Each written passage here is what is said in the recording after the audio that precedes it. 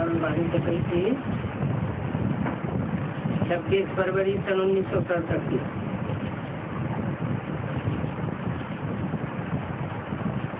पृष्ठ 2 के मध्य में बात चल रही थी। अभी तुम बच्चे जानते हो कि हम बाप से स्वर्ग का वर्षा ले रहे हैं।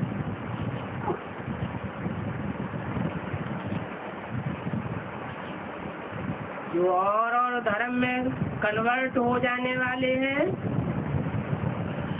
वो बाप से स्वर्ग का वर्षा नहीं ले पाते, क्योंकि उतनी स्थिति में टिकते नहीं है, तो स्वर्ग में जाते भी नहीं है।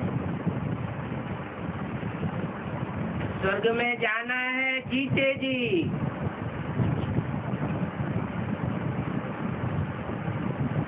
कोई जा सकते हैं जो कि जीते जी सखी स्थिति में जाते हैं। शिव बाबा आते भी भारत में हैं। जो दूसरे धर्म खंडों में कन्वर्ट होते हैं उन धर्म खंडों में आते भी नहीं है, क्योंकि धोखा दे देते हैं। भारत को ही शिव भगवान से वर्षा मिलता है।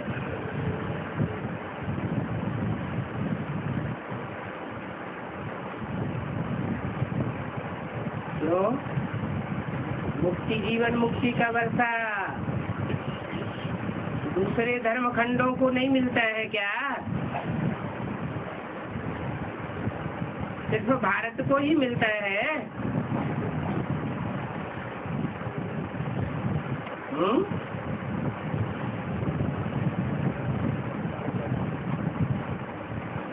भगवान से वर्षा सिर्फ भारत को ही मिलता है। वर्षा क्या है? मुक्ति जीवन मुक्ति। तो मुक्ति जीवन मुक्ति की कुछ ग्रेड्स है या सबको एक जैसी मुक्ति जीवन मुक्ति मिलती है? ग्रेड्स है। भगवान के भी ग्रेड्स हैं। ऊंच से ऊंच भगवान कहा जाता है तो जरूर नीचे से नीचे कोई भगवान भी होंगे।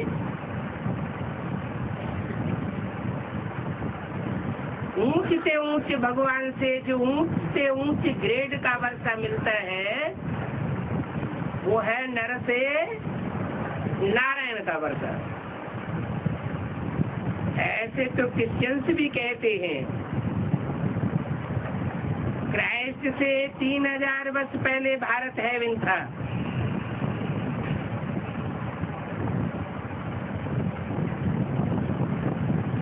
लेकिन राज्य कौन करते थे? क्राइस्ट से 3000 वर्ष पहले कौन राज्य करते थे? ये किसी को पता नहीं है। क्रिश्चियंस को भी इस बात का पता नहीं है। हेवनली गॉड फादर अर्थात हेवन स्थापन करने वाला गॉड जरूर फादर आए होंगे, तब तो तुम स्वर्ग के मालिक बने होंगे। ये भी जानते हो हम ही 5000 वर्ष के बाद स्वर्ग के मालिक बनते हैं।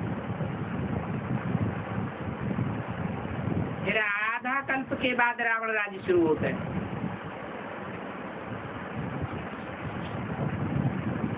चित्रों में ऐसे क्लियर करके बताओ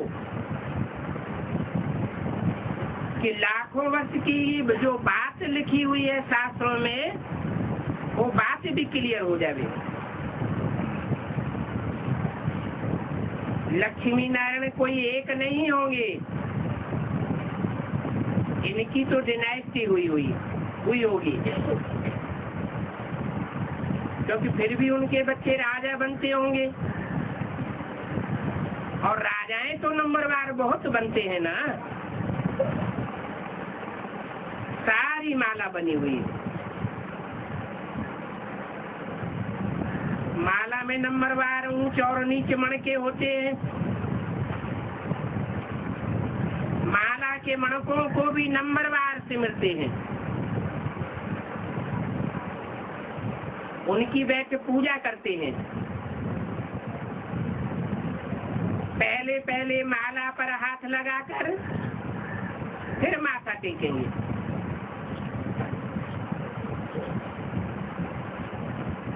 बाद में माला को फेरना शुरू करते हैं।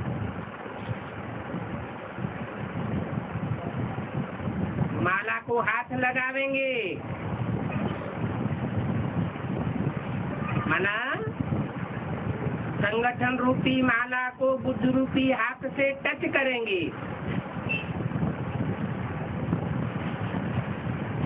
फिर माथे से लगावेंगे।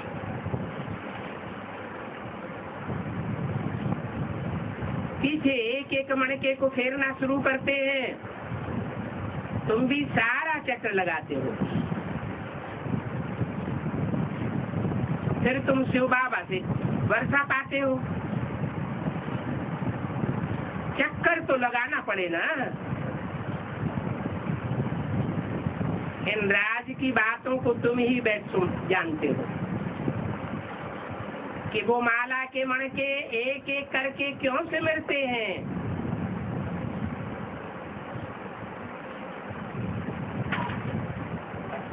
हिसाब किताब तो होता है ना। सारा चक्कर लगाना पड़े। मनुष्य तो कोई किसी के नाम पर, कोई किसी के नाम पर माला फेरते रहते, जानते तो कुछ भी नहीं है। अभी तुमको माला का सारा ज्ञान मिला है और कोई ये ज्ञान नहीं है। क्रिश्चियन इस बात को थोड़े ही समझेंगे कि हम तुम्हारी माला फेरते हैं। ये माला है ही उनकी जो बाप का मददगार बन करके सर्विस करते हैं। इस समय तो सभी पतित हैं। जो भी पावन थे फिर यहाँ आते आते पतित बने हैं। फिर नंबरवार साथ जाएंगे। नंबरवार ही आते हैं, नंबरवार ही वापस जाते हैं।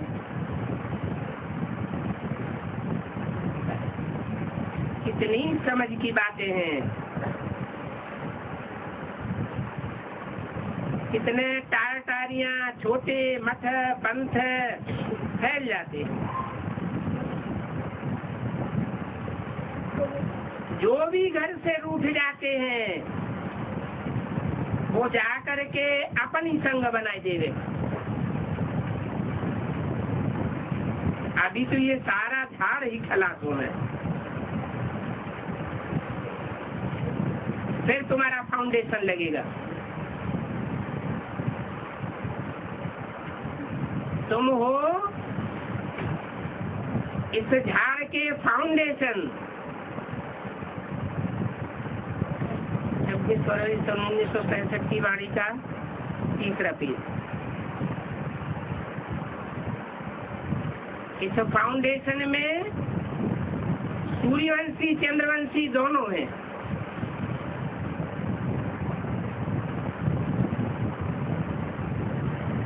कौन है सूर्य चंद्र?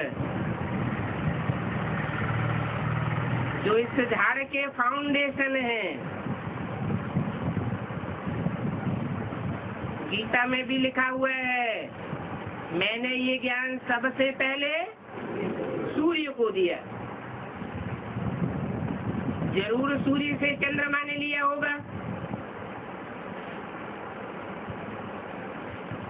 ज्योतिषी लोग कहते हैं कि चंद्रमा पृथ्वी का एक हिस्सा है जो पृथ्वी का उपग्रह बन करके पृथ्वी के चारों ओर चक्कर लगाता है।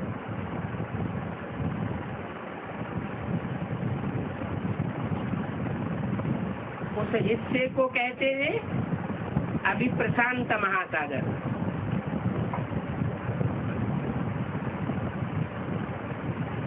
इसका थल हिस्सा अलग हो करके कहते चंद्रमा बना है।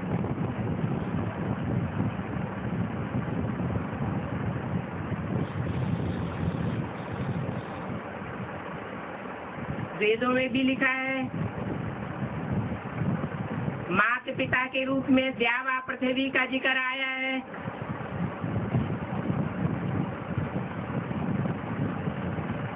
द्यावा है ऊंचे लोक, दिन करने वाला, और पृथ्वी नीचे की ओर है। पृथ्वी माता है, द्यावा पिता है।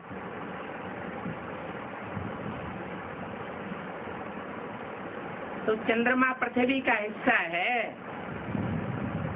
जहाँ सूर्य की किरणें सबसे पहले पड़ी। तुम जानते हो, सतयुग त्रेता में जो राज्य करने वाले थे, उनका आदि धर्म नहीं है। वो देवता धर्म खलास हो गया, सिर्फ देखने के लिए चित्त मात्र रह गए।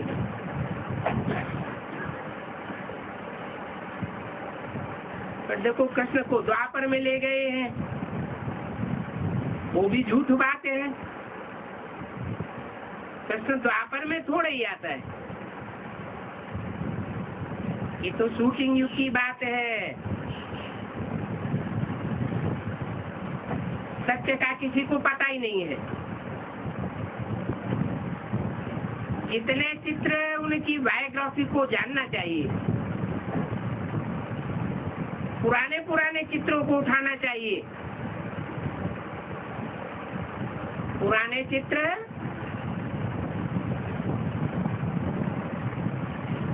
महाराष्ट्र के भित्ति चित्र है। गुफाओं में आज भी वो बने हुए हैं।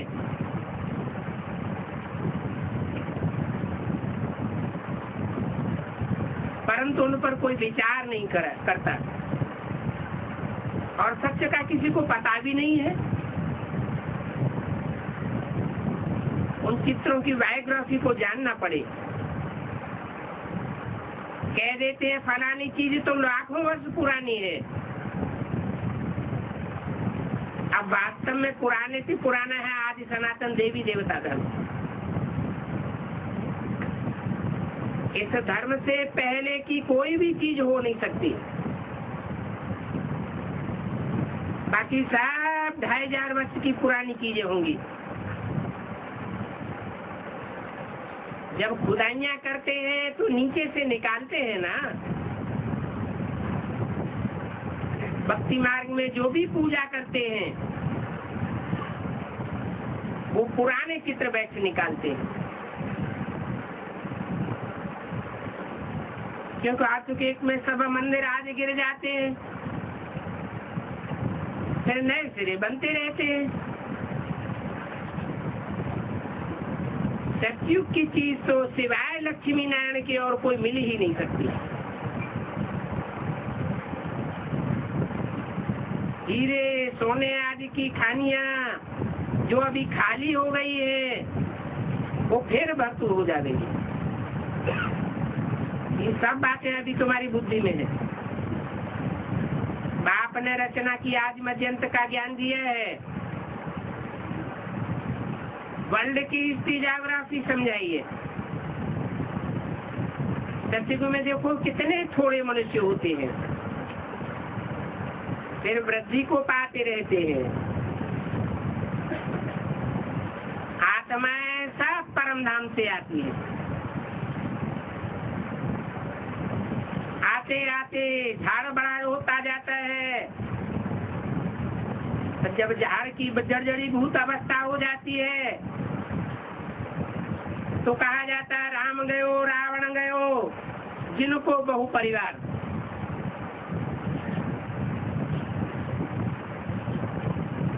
राम का परिवार तो बड़ा नहीं होता है,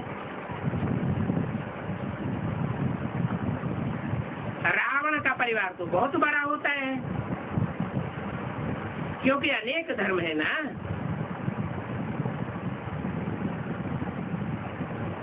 आदमशुमारी बताते हैं, वो तो सब है रावण संप्रदाय। ये सब जाने वाले हैं, बाकी थोड़े बचेंगे। रावण संप्रदाय जावेंगे तो नई दुनिया में लौट कर नहीं आवेंगे। क्यों नहीं लौट के आवेंगे?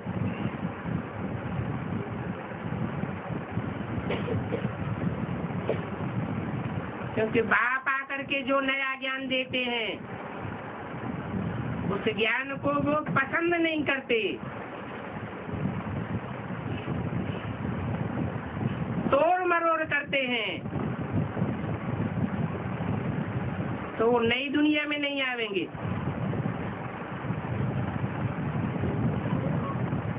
फिर बाद में थोड़े थोड़े आते रहे।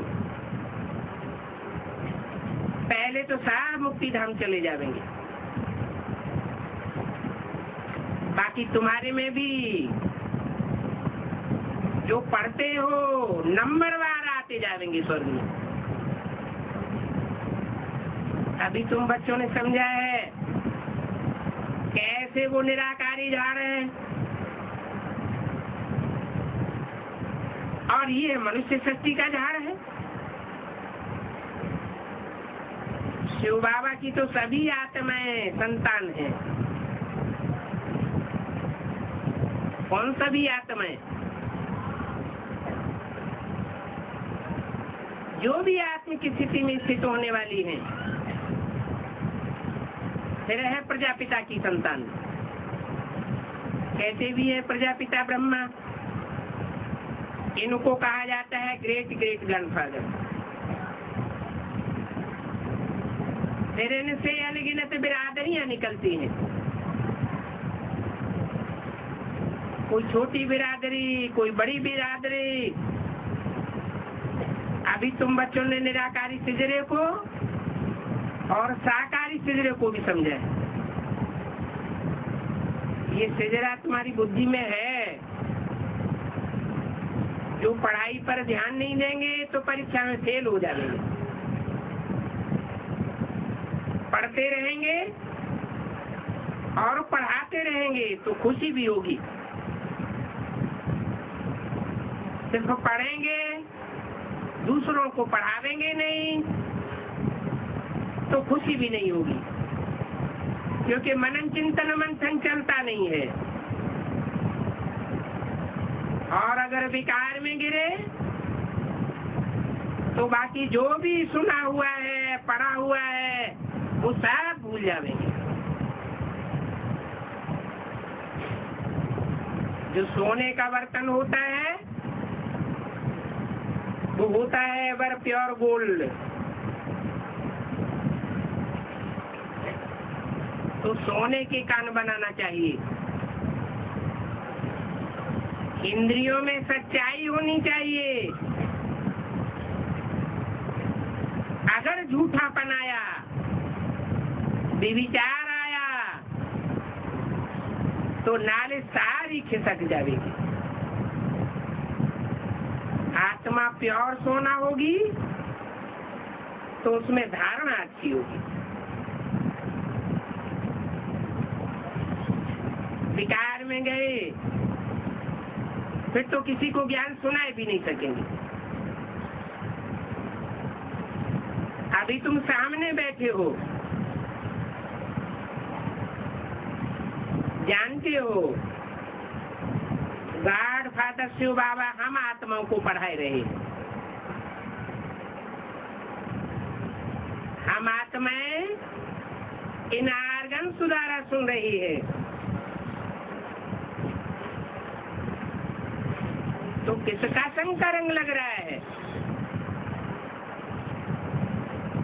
एवर प्योर गॉड फादर का संग लगने से तुम्हारी इंद्रियां पावन सच्चा सोना होती जा रही है। पढ़ाने वाला बाप है ना, सुप्रीम बाप है, सुप्रीम टीचर है। ऐसी पाठशाला सारी दुनिया में कहीं नहीं होगी जहाँ सुप्रीम बाप, सुप्रीम टीचर पढ़ाई पढ़ाने वाला हो। ये भी तुम समझते हो कि वो सुप्रीम टीचर गॉड फादर है, वो सतगुरु भी है।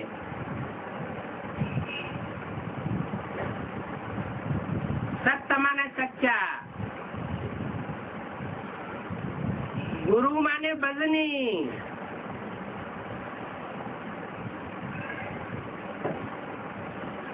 जो भी नवग्रह दिखाए जाते हैं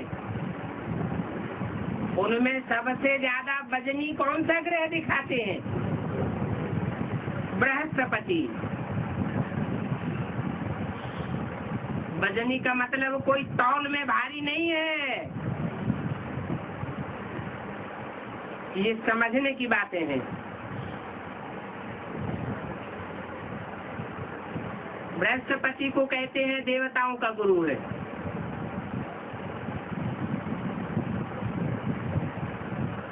वो सदगुरु है, कहते भी हैं सदगुरुवार। वो सबको वापस ले जाएंगे।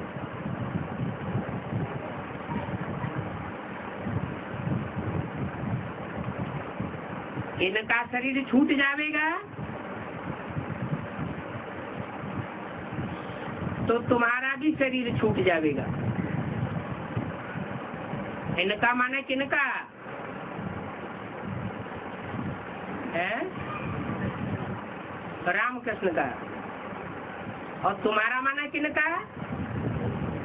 जो भी सन्मुख बैठ करके सुनने वाले हैं उनका भी शरीर अर्थात देह भान छूट जाएगा।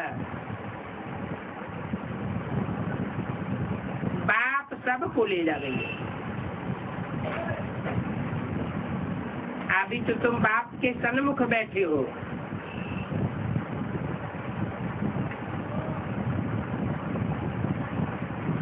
सन्मुख बैठे हो माना मुख के सन्मुख बैठे कोई सन्मुख कहा जाता है, या दिल और दिमाग से सन्मुख होते हैं उनको सन्मुख कहा जाता है। सन्मुख मुरली सुनने में कितना फर्क है और विमुख होकर के मुरली सुनने में कितना फर्क है, ये भी तुम जानते हो। जैसे ये टैप मशीन खरीद कर ली है, वैसे ही टेलीविजन भी एक दिन खरीद कर लेंगे।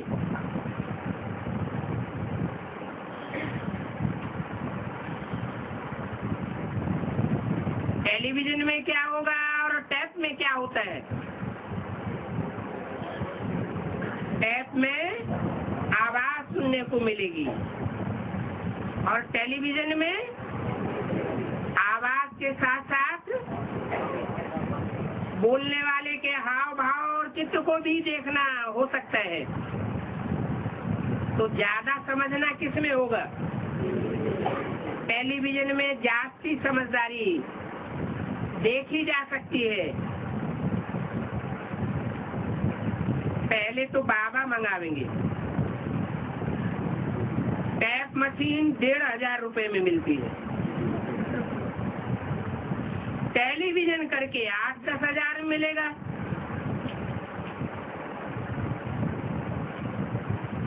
एक बॉम्बे के लिए, एक दिल्ली के लिए, एक कलकत्ते के लिए लेंगे। काहे के लिए लेंगे? हैं? बच्चों को देखने के लिए। टैप मशीन खरीदने का मकसद क्या बताया है? बाबा ने कहा जिनके पास पैसे हैं वो टैप मशीन खरीदें और दूसरों को भी सुनावें और खुद भी सुने। उस समय तो टैप मशीन ही बहुत कॉस्टली थी। अभी तो टैप मशीन बहुत पीछे रह गई। टैप मशीन के बाद वीडियो कैसेट निकली बड़ी वाली, फिर वो भी पिछड़ गई, अभी छोटी कैसेट निकली। वीडियो मशीन बनाती है, फिर उससे क्या निकला, सीडी निकली, और सीडी से भी आगे बढ़ के अभी डीवीडी निकल पड़ी। एक डीवीडी में बाबा की 90 कैसेट समा जाती है, 90-95। 10 कैसेट इकट्ठी करके जेब में रख लो तो सारा भंडार जेब में रखा रहेगा। जो सुनने के शौकीन होंगे वो सुनते रहेंगे, दूसरों को सुनाते रहेंगे।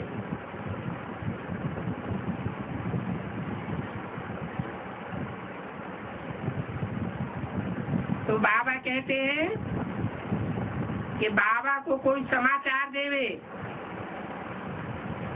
कि टेलीविजन कितने में मिलता है,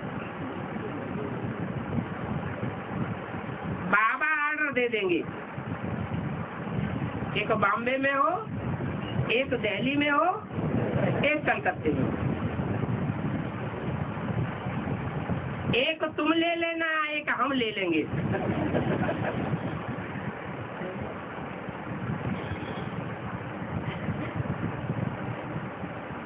बच्चों के सुख के लिए बाप क्या क्या प्रबंध नहीं करेंगे। ये कोई बड़ी बात नहीं है। शिव बाबा कहते हैं ये सांवल शाह है, सांवल शाह की हुंडी प्रसिद्ध है ना। पहले सुंदर था, अभी सांवला बने हैं। श्याम सुंदर कहते हैं ना, तुम समझते हो हम सुंदर थे, अभी श्याम बने हैं, फिर सुंदर बनेंगे। तुम्हारे समझने में और बाबा के कहने में कितना अंतर है। जब ये वाणी चल रही थी तो उस समय जब श्याम सुंदर कहते थे तो क्या समझते थे कि 5000 साल पहले सुंदर थे, अभी आखिरी जन्म में आकर के सांवले बने हैं। और बाबा का कहने का क्या मतलब है, श्याम सुंदर कहते हैं ना, तो जो शास्त्रों में श्याम सुंदर कहते हैं वो एक के लिए, एक पर्सनालिटी के लिए कहते हैं या 2 पर्सनालिटी के लिए कहते हैं। एक पर्सनालिटी की बात है। सिर्फ एक कृष्ण क्यों बनेगा, नंबरवार और भी तो बनेंगे ना।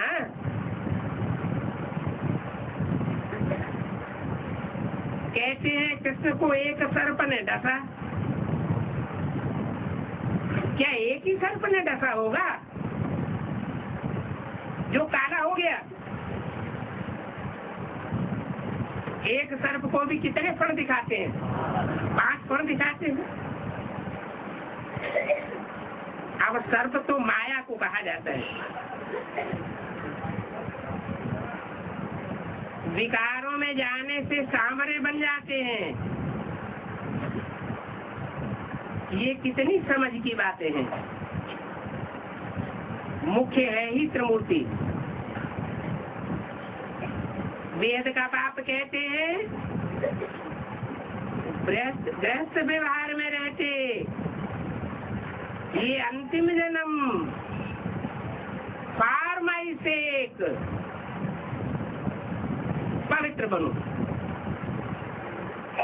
फॉर माई सेक किसकी सुरक्षा के लिए है? ये कौन बोलता है फॉर माई सेक? और किसकी सुरक्षा के लिए?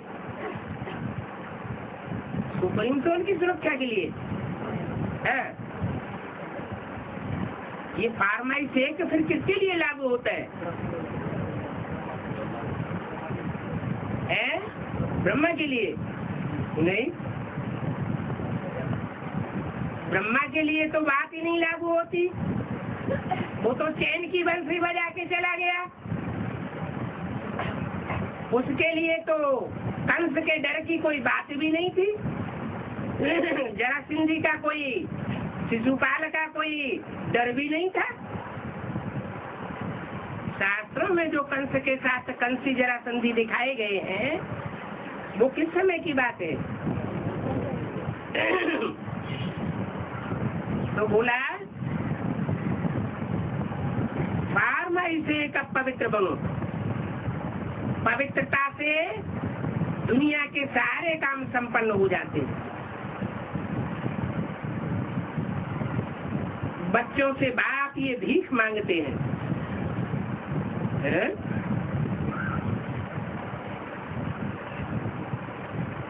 भिखमंगा काय चीज की भीख मांगता है?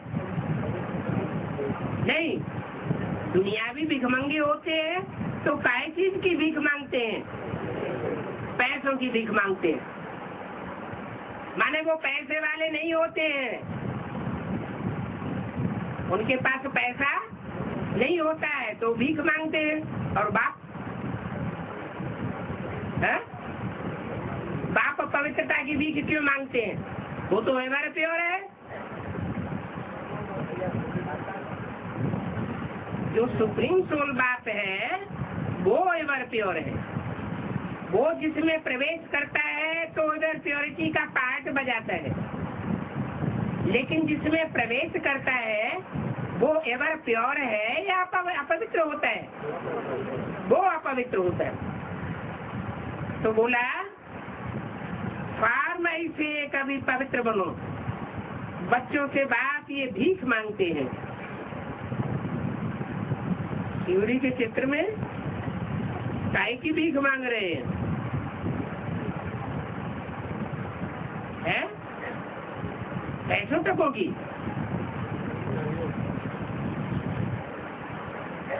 सुबह का अमीर, शाम का फकीर। बाप कहते हैं अभी सिर्फ मुझे याद करो।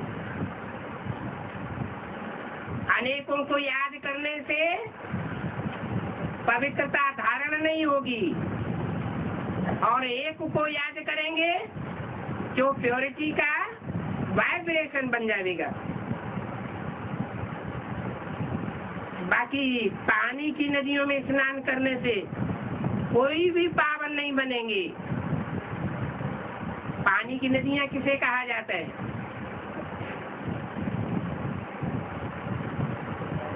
और सतयुग में दूध घी की नदियां बहती थी, शास्त्रों में लिखा हुआ है। तो शास्त्रों में सतयुग त्रेता की तो कोई हिस्ट्री नहीं है। कहाँ की बातें हैं? संगम युग की बातें हैं। संगम युग में जो चैतन्य नदियां होंगी अंत में, वो दूध घी वाली होंगी। घी माना याद का घट भरा होगा, और दूध माना ज्ञान भरा होगा भरपूर। वो पानी की नदियां नहीं होंगी। पानी माना दूध, और पानी में क्या अंतर होता है? दूध को बिलो करके सार निकाला जाता है, पानी को बिलोने से कोई सार नहीं निकलता है।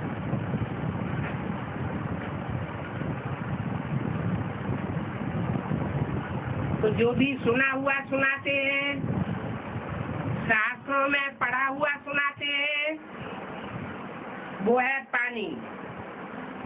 उसका मंथन करने से कोई भी सार निकलने वाला नहीं है। और जो भगवान बाप सुनाते हैं और नदियां उसको पवित्रता पूर्वक धारण करती हैं, तो वो दूध और घी की नदियां कही जाती हैं। नदियों का कनेक्शन अगर सागर से है तो वो नदी दूध ही की नदी है।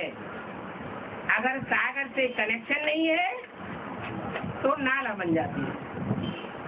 इसलिए बाप कहते हैं सिर्फ मुझे याद करो। पानी भी तत्व है। जड़ तत्व को पावर नहीं है। उसमें भी पावर तब आती है जब तुम चैतन्य आत्माएं पवित्र बनती हो। पानी के लिए कहना कि वो पतित पावन है, ये तो कोई बात ही नहीं है। कितनी मूर्खता है। पानी पतितों को कैसे पावन बनावेगा? ये तो दूध है, सागर है। सागर मंथन की बात शास्त्रों में भी प्रसिद्ध है। ओम शांति। रात्रि क्लास है 27 फरवरी सन 1967 का। प्रदर्शनी में समझाओ और फिर कहो 7 रोज 1 घंटा रोज आओ। क्योंकि प्रदर्शनी में तो सिर्फ संदेश लेकर के जाते हैं, प्रजा बन जाती है। जब तक 7 रोज बैठ करके नहीं समझे तो प्रजा वर्ग में ही रहेंगे। तो उन्हें निमंत्रण देना चाहिए। हम आपको ऐसा रास्ता बतावेंगे जो तुम बाप से वर्षा पा जाएंगे। तो प्रदर्शनी भी जरूर 7 रोज रखनी पड़ेगी। बोलो 7 रोज लगातार आकर समझेंगे तो तुम्हारा बेड़ा पार हो जाएगा। कौन सा बेड़ा? ये शरीर ही बेड़ा है। शरीर ही नवैया, आत्मा बिठैया है। और पार कहाँ से हो जाएगा? ये विषय सागर में पड़ी हुई नैया है। इस विषय सागर से पार ले जाने वाला खिवैया बाप, वो क्षीर सागर में ले जाने के लिए आया हुआ है। निश्चय पूर्वक समझाना चाहिए। अगर समझाने वाले में ही निश्चय नहीं होगा, दृढ़ता नहीं होगी, तो समझने वालों के ऊपर कोई असर नहीं पड़ेगा।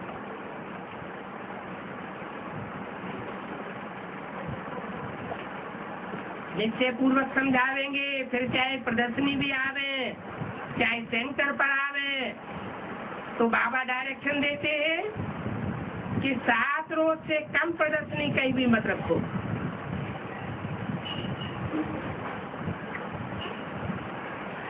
रोज कोई 1 घंटा आवे तो हम उनको त्रिकालदर्शी बना देंगे। वेद के बाप से बेहद का वर्षा कल्प कल्प भारत को ही मिलता है। अभी वही समय चल रहा है। तुम नरकवासी से स्वर्गवासी बन सकते हो। हम ऐसी युक्ति बतावेंगे जो तुम 21 जन्म तक स्वर्गवासी बनते जावेंगे। 7 रोज आने से हम सारी दुनिया का राज समझा करके चक्रवर्ती राजा बना सकते हैं। ऐसे 7 रोज की चैलेंज करो। ऐसी चैलेंज कब कोई प्रदर्शनी में देते नहीं है। 7 रोज में हम क्या क्या समझावेंगे वो उनको पहले दिन ही बता देना चाहिए। सत्य के आज मध्यंत के ज्ञान को भी बाप ही समझा सकते हैं। मूल वतन, सूक्ष्म वतन, इन सब बातों का राज समझावेंगे। भारत की आधा कल्प की बीमारी है। फिर आधा कल्प की बीमारी आधा कल्प के लिए खलास हो जाएगी।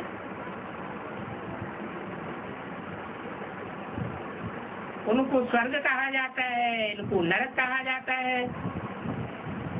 समझाते तो है,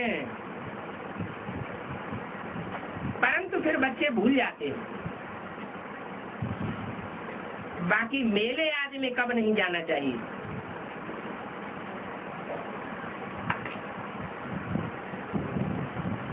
तुम्हारी प्रदर्शनी भी बड़ी रॉयल होनी चाहिए। मेले मलाखड़े का रूप नहीं होना चाहिए।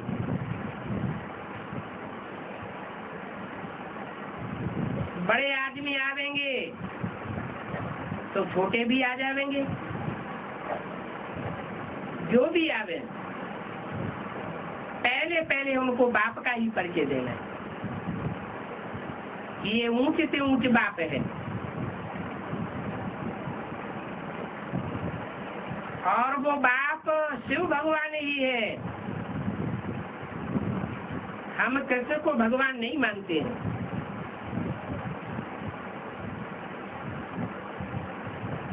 वेद का शिव बाबा हमको पढ़ाते हैं। वो शिव बाबा कहते हैं कि मुझे याद करो तो तुम्हारे जन्म जन्मांतर के पाप मिट जाएंगे। तो बताना चाहिए कि आत्मा सतो प्रधान कैसे बने। सतो प्रधान बनाने के लिए शिव बाबा ब्रह्मा द्वारा कहते हैं कि मुझे याद करो। प्रजापिता ब्रह्मा है तो जरूर ब्राह्मण भी चाहिए। ये साफ ब्राह्मण है। जो पक्के ब्राह्मण बनते हैं तो देवता बनते हैं। ब्रह्मा ना होता तो ब्राह्मण ब्राह्मणियां कहाँ से आते। यह कोई ब्रह्मा देवता नहीं है। ये तो सिर्फ ब्रह्मा है। ब्राह्मण जैसे देवता बनते हैं, ब्रह्मा भी मनुष्य से देवता बनता है। ब्रह्मा को विष्णु कहा जाता है। हम ब्रह्मा को देवता नहीं मानते। ब्रह्मा को तो दाढ़ी मुंह से दिखाते हैं। विष्णु और शंकर देवता है। हाँ, ब्रह्मा से देवता बन जाते हैं। हम ब्रह्मा कुमार कुमारियां हैं, ये ब्रह्मा है। ऐसे बोलना चाहिए जो समझ सके। ब्रह्मा माना ही उनसे ब्राह्मणों की उत्पत्ति होती है। जो ब्राह्मण होते हैं वो राजयोग सीख करके फिर देवता बनते हैं। ये ब्रह्मा भी सहज राजयोग से देवता बनते हैं। सिखाता कौन है इनको? है? इनको भी सिखाने वाला कोई तो होना चाहिए ना। ब्रह्मा से तो ब्राह्मण बनते हैं, ब्राह्मण से फिर देवता बनते हैं। तो ब्राह्मण से देवता बनाने वाला कोई तो होता होगा। जैसे बोला ब्रह्मा का दिन सो ब्रह्मा की रात, ब्रह्मा की रात को ब्रह्मा का दिन प्रैक्टिकल में बनाने वाला कौन?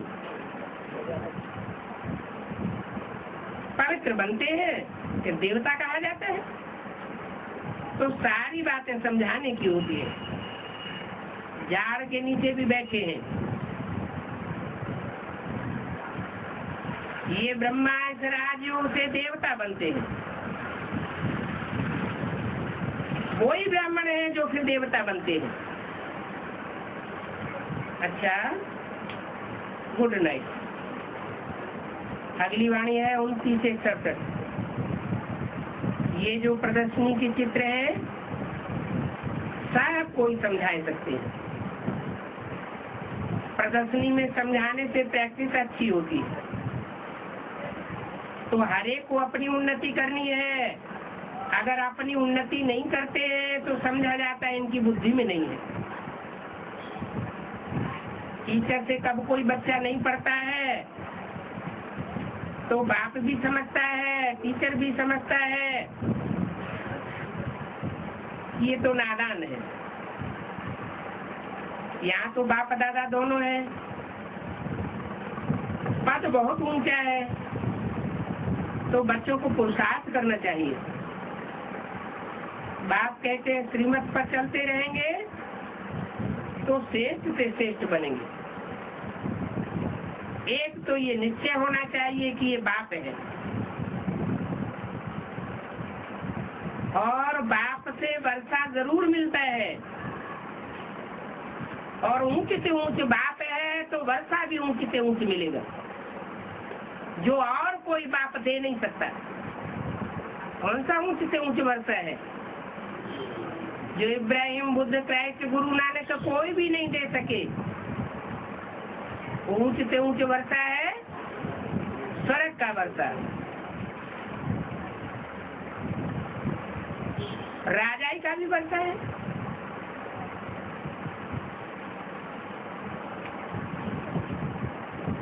कोई गरीबी पे बनते हैं, जितना जो पढ़ेंगे उतना पद पाएंगे। यहाँ बच्चे तो सब हैं, स्कूल में भी बच्चे जानते हैं जितना जो पढ़ेंगे उतना ऊंच पद पाएंगे। ये भी बड़ी भारी मंजिल है। कल्प कल्पांतर के लिए बहुत चोट खानी पड़ती है। कोई कोई सेंटर्स की हेड है, किसी को दूसरे सेंटर पर जाने की दिल होती है तो उनको मना कर देती है। अरे ये तो सभी सेंटर शिव बाबा के हैं, कोई कहीं जाना चाहते हैं तो उन्हें रोकना थोड़ी चाहिए। नंबरवार तो होते ही है। ब्राह्मणी को कभी रोकना नहीं चाहिए, नहीं तो स्टूडेंट्स समझेंगे कि ये हमको रोकते क्यों है, क्या बात है।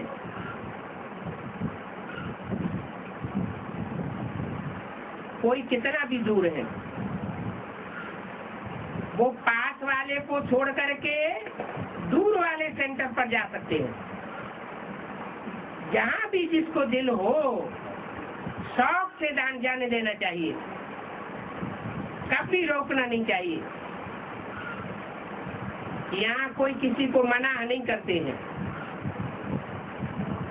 जो मना करती है वो अपनी ही डिस्टर्ब कर देती है, बाधाग्रस्त करते हैं। और जब कोई प्रदर्शनी करते हैं तो सबका फर्ज है मदद देने का। ऐसे कोई को मना नहीं करने चाहिए कि तुम यहाँ क्यों जाते हो। ऐसे जो स्टूडेंट को मना करते हैं तो वो और ही दुर्गति को पाते हैं। किसी को भी नाराज नहीं करना है। ये कोई अच्छी करतूत नहीं है। और दूसरी बात है, मैगजीन जो निकली है, जो पढ़ते हैं और समझते हैं कि बहुत अच्छी मैगजीन निकली है,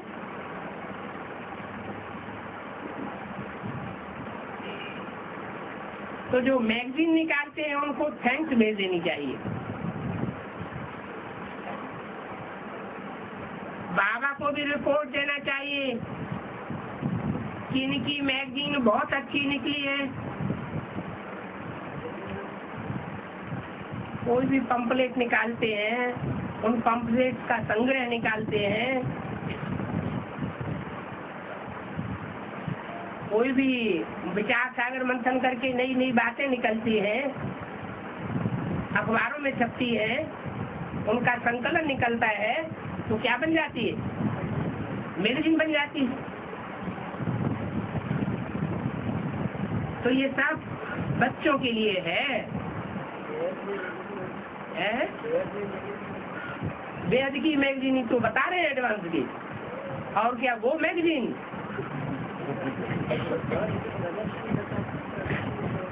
तुम्हारी भी तो ज्ञान रत्नों की प्रदर्शनी है, 4 चित्रों की।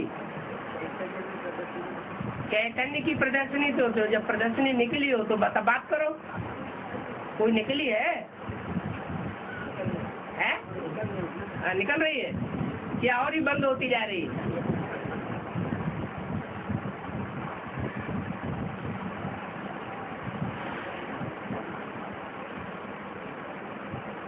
तो जो मैगजीन निकालते हैं उससे खुश होना चाहिए। ये भी एक सभ्यता है कि कोई अच्छा गुण दिखाते हैं तो उनको थैंक्स करनी चाहिए। इसको कृपा कहा जावे, आशीर्वाद नहीं।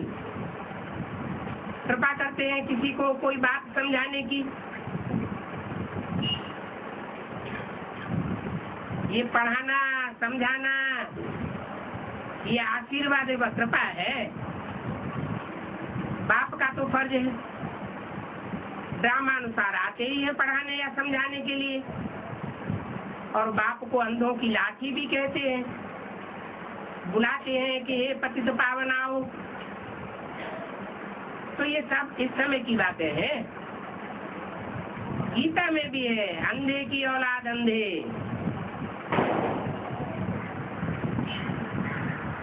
तो कौन अंधे और कौन उनकी औलाद? कौन सोजरे और कौन उनकी औलाद? कहते हैं आओ, हम बंधन में पड़े हुए हैं, इस बंधन से मुक्त करके हमको मुक्ति धाम में ले चलो। अंधे हैं तब तो पुकारते हैं, कहाँ की बातें हैं? साधु संत सब पुकारते रहते, हे पतित पावन आओ, अंधों की लाठी बन करके आओ। और बाप तो एक ही है, कोई पावन होने बगैर तो जा नहीं सकते।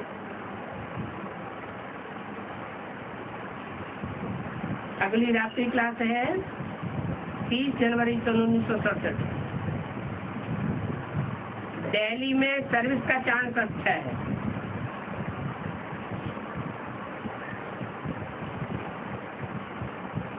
आगे चल करके देखेंगे, बरोबर मौत सामने खड़ा है। कौन देखेंगे?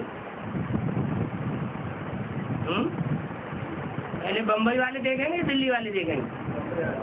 बम्बई वाले। क्यों? यहाँ बात किसकी हो रही है? दिल्ली परिस्तान, दिल्ली कब्रिस्तान। पहले कौन बनता है?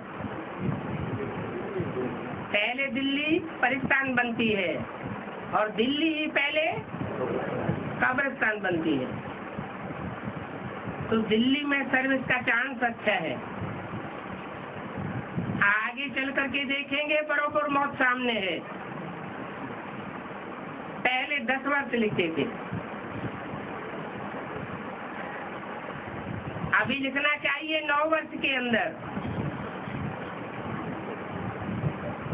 क्या 66 में 10 वर्ष लिखते थे और 67 में लिखना चाहिए 9 वर्ष। तो 9 वर्ष पूरे होते हैं 76 में। तो 76 में मौत सामने खड़ा था क्या दिल्ली में? है? नहीं खड़ा था। कैसे? कहाँ खड़ा था मौत सामने? गुजरात से जयप्रकाश नारायण का एजिटेशन तो निकला, इमरजेंसी लागू हुई थी। कोई मार्शल लॉ तो नहीं लग गया? मार्शल लॉ कब लगता है? है? जब जोर से लड़ाई शुरू हो जाती है और कंट्रोल से बाहर हो जाता है, पुलिस भी कंट्रोल नहीं कर पाती। तो सन 76-77 में ऐसा तो कुछ नहीं हुआ था, ऐसे ही बोल दिया दिल्ली में सर्विस का चांस अच्छा है?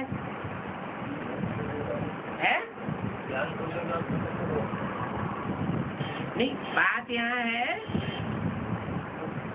बरोबर मौत सामने खड़ा है। पहले 10 वर्ष लिखते थे, अभी 9 वर्ष लिखना चाहिए कि मौत सामने खड़ा है। भारत में 9 वर्ष के अंदर आदि सनातन देवी देवता धर्म की स्थापना हो जाएगी।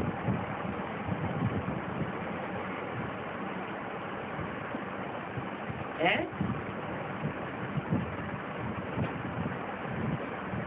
ब्रह्मा बाबा बोलते थे कि ब्रह्मा के अंदर सुप्रीम सोल बोलता था, और सुप्रीम सोल पत्थर की लकीर बोलता है या झूठी बात भी बोलता है?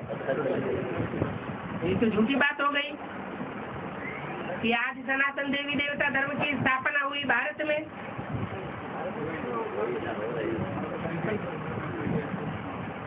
माना कोई भी काम की शुरुआत इकाई से शुरू होती है। कोई मकान का फाउंडेशन भी डालते हैं तो कोई बड़े आदमी को बुलाते हैं और नींव का पहला पत्थर डाला जाता है। तो समझने की बात है, अनेक धर्म विनाश हो जाएंगे, कलप पहले मुआफिक। तो क्या बात हुई?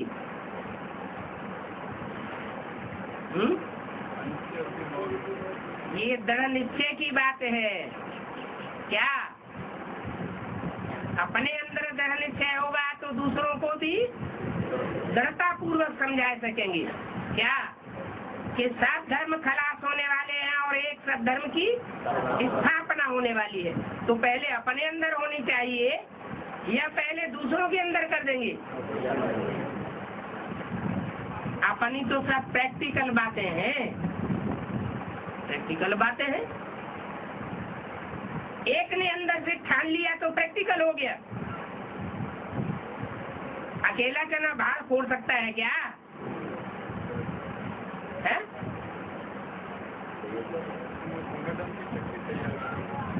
बोला भारत में 9 वर्ष के अंदर 100% सुख शांति पवित्रता का राज्य स्थापन हो जाएगा।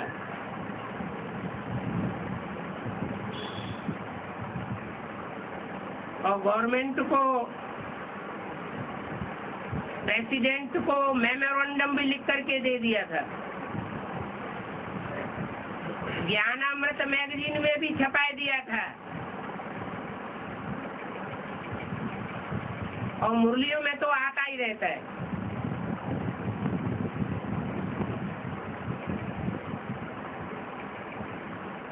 बहुत क्लियर करके लिखना चाहिए।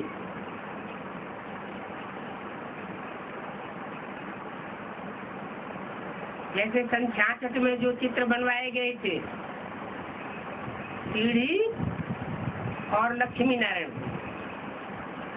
तो उनमें भी ये बात लिखाई गई 10 वर्ष के अंदर।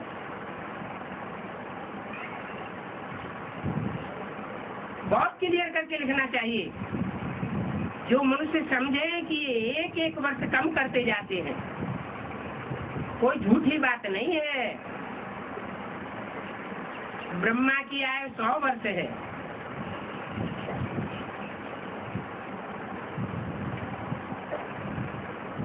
ये बात लिखने की दरकार नहीं है।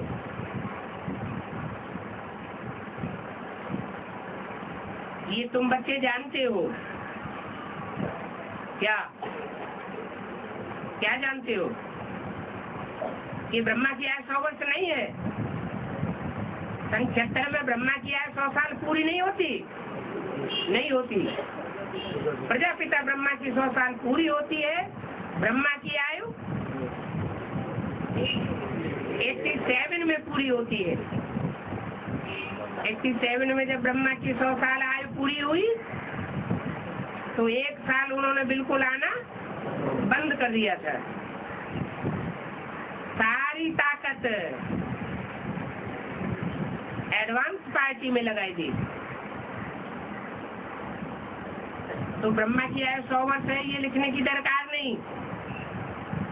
इस बात को तुम बच्चे ही जानते हो। ये बात अभी खोलने की दरकार नहीं है। क्या सन 67 में ये बात अभी खोलने की दरकार नहीं है, क्योंकि गंदे तो बहुत हैं। इस समय तमो प्रधान माया का बहुत जोर है। कौन सा सन चल रहा था? सन 67। तमो प्रधान माया ने क्या कर दिया 68 में? 68 के बाद 18 जनवरी तक तमो प्रधान माया ने क्या रूप धारण कर लिया?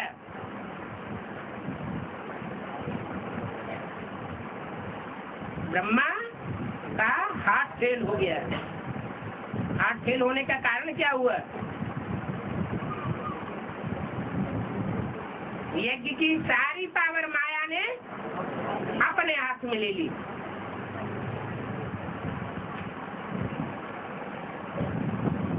तो ब्रह्मा की आयु 100 वर्ष ये लिखने की दरकार नहीं, ये बात खोलने की दरकार नहीं है। गंदे बहुत हैं। इस समय तमो प्रधान माया का बहुत जोर है। कौन सा सन चल रहा था? सन 67। तमो प्रधान माया ने क्या कर दिया 68 में? 68 के बाद 18 जनवरी तक तमो प्रधान माया ने क्या रूप धारण कर लिया?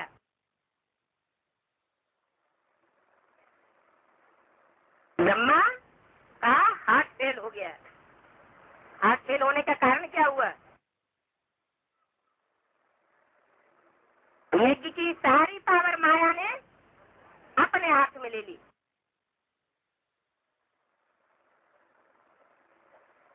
तो ब्रह्मा की है 100 वर्ष ये लिखने की दरकार नहीं है, बात खोलने की दरकार नहीं है। गंदे बहुत हैं।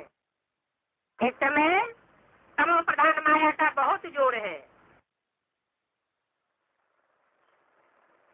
उसमें भी काम और क्रोध से तो बहुत खबरदार रहना है। माया के 5 रूप हैं। कौन कौन से? काम, क्रोध, लोभ, मोह और अहंकार। ये आधारभूत में कोई प्रैक्टिकल रूप होंगे या नहीं होंगे? तो उनमें भी 2 रूप बहुत कड़े बताए। कौन कौन से? काम और क्रोध है। इनसे तो बहुत खबरदार रहना है। इनकी चोट बड़ी तगड़ी होती है। ये बड़े कड़े दुश्मन हैं। क्या? किसके? पूरे ब्राह्मण परिवार के।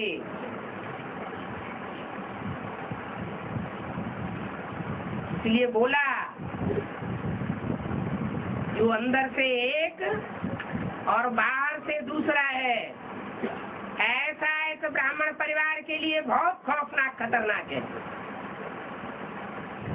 ऐसों से बहुत सावधान रहने की जरूरत है। अभी भी वो तो पहली मूर्ति का अंतिम समय था जब ये बात बोली गई। अभी तो दूसरी मूर्ति गुप्त होने वाली है।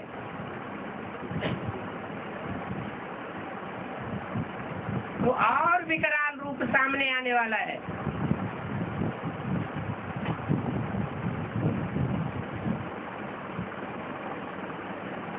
उड़ती उड़ती अफवाहें आती रहती हैं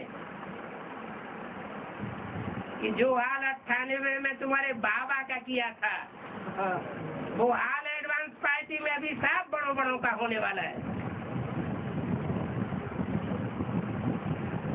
तो ये काम और ये क्रोध, इनसे बहुत खबरदार रहना।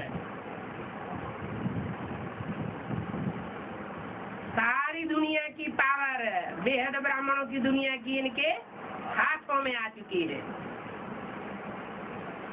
ये बड़े कड़े दुश्मन हैं। ओम शांति।